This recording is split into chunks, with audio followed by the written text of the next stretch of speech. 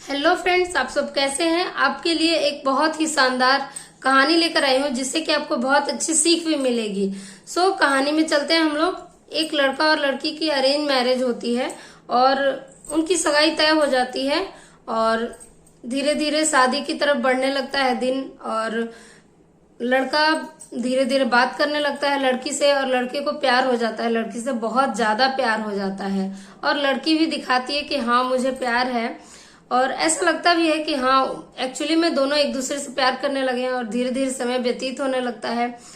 तो लड़की कहती है कि क्या तुम मुझसे जरूर क्योंकि दहेज की बात हुई रहती है तो कहती है लड़की कि क्या तुम सच में दहेज लेना चाहते हो। तो वो लड़का कहता है कि नहीं ऐसा कुछ नहीं है, मैं नौकरी करता हूँ अच्छा खासा, कोई जरूरी नहीं है कि मैं दहेज लूं।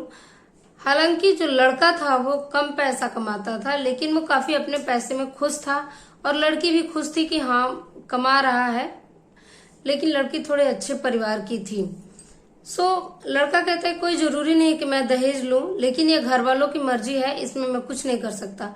तो लड़का कहता है कि तुम घबराओ नहीं, हम लोग मैनेज कर लेंगे बाद में, तुम शादी होने दो। तो लड़की काफी हैप्पी रहती है कि चलो भाई मेरा पति ऐसा है मिल रहा है जो कि मेरा साथ दे रहा है।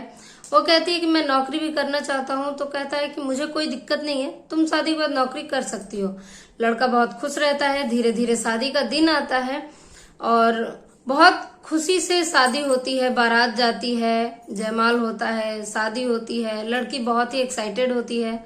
शादी होती है, शादी होके लड़की घर आती है और गृह प्रवेश होता है। लड़की अपने घर में बैठती है, ससुराल में सबके साथ हंसना बोलना सब कुछ अच्छा रहता है और लड़का बहुत ही खुश होता है कि फाइनली उसका प्यार उसे मिल गया है।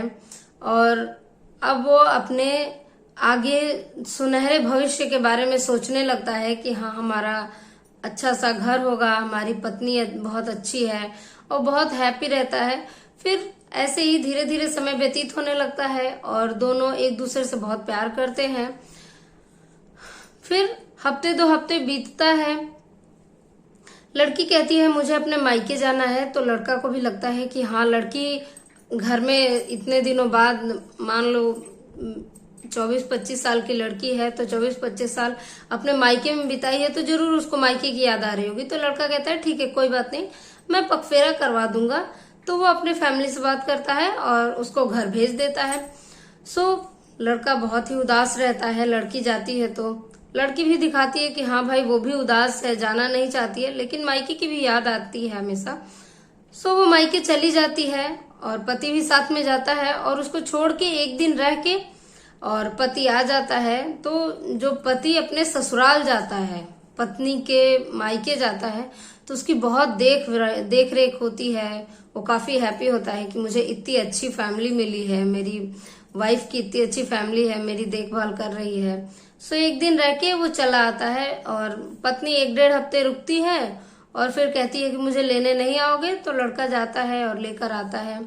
ऐसे ही धीरे धीरे समय व्यतीत होने लगता है। जैसे ही 1 महीने होने वाला होता है, पत्नी अचानक से बदल जाती है, मारपीट करने लगती है पति के साथ और भरा बुरा बोलने लगती है, बुरा भला कहने लगती है, कोई काम नहीं करती है, सबके साथ रूखे रूखेपन सा व्यवहार करती है।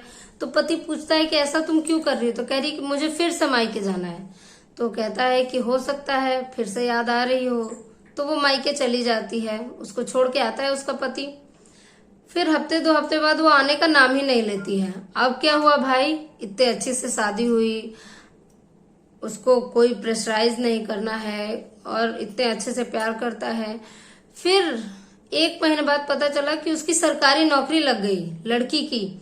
तो लड़का बहुत खुश था कि चलो भाई सरकारी नौकरी लग गई लड़की की लग गई। दोस्तों अभी इसके बीच का कहानी है कि लड़की जो है लड़के से तलाक का मांग करती है। तो लड़का बहुत दुखी हो जाता है और कहता है कि मैं तलाक नहीं दूंगा, लेकिन फिर भी लड़की फैमिली वालों को परेशान करने लगती है और लड़की की जो फैमिली थी वो लड़के वालों के फैमिली को परेशान करने लगती है और फाइनली लड़का डिवोर्स दे देता है। और कुछ दिनों बाद ही, डिवोर्स के जस्ट कुछ दिनों बाद, हफ्ते 2 हफ्ते कह लो या फिर महीने दिन बाद, पता चलता है कि उसकी नौकरी लग गई है। वो बहुत हैप्पी भी होता है कि चलो भाई अच्छी बात है, उसकी नौकरी लग गई। तो बाद में उसे पता चलता है कि वो तो तलाकशुदा के लिए नौकरी, तलाकशुदा की लड़की होगी, उसके लिए वो नौकरी थी, इसीलिए उस लड़की ने ये पूरा कहानी रचा था और वो मुझसे शादी की और 1 ही महीने 1.5 महीने में तलाक ले ली। तो ये बहुत बड़ी सबक है कि आप कभी भी शादी करो तो लड़की को जांच परख के शादी करो, घर वालों को जांच परख के शादी करो। और ये बहुत ही उस लड़के के लिए दुखद था, वो बहुत रोया और उसको शौक भी लगा कि हाँ ऐसी भी लड़कियां हैं। वो लड़की तो काफी खुश थी कि उसे सरकारी नौकरी मिल गई, लेकिन जो पूरे घर को बर्बाद की वो बहुत ही बुरा उनके साथ एक्सपीरियंस था। और ये समाज के लिए बहुत ही बुरी चीज है कि एक लड़की ऐसी भी कर सकती है और आगे चल के उनको तो बहुत ही दुख होने वाला है, हमें लगता है ऐसा। सो ऐसा नहीं करना चाहिए। कभी आप विवाह के बंधन में बंध रही हैं तो ऐसे सब उल्टे सीधे काम नहीं करना चाहिए। सो दोस्तों, आपको ये कहानी कैसी लगी हमें जरूर बताइएगा। और फेसबुक पे देख रहे हैं तो हमारे पेज को फॉलो करना जरूर भूलिएगा, लाइक शेयर कमेंट जरूर करिएगा। आपको ये कहानी कैसी लगी अपनी राय दीजिएगा। थैंक यू सो मच दोस्तों।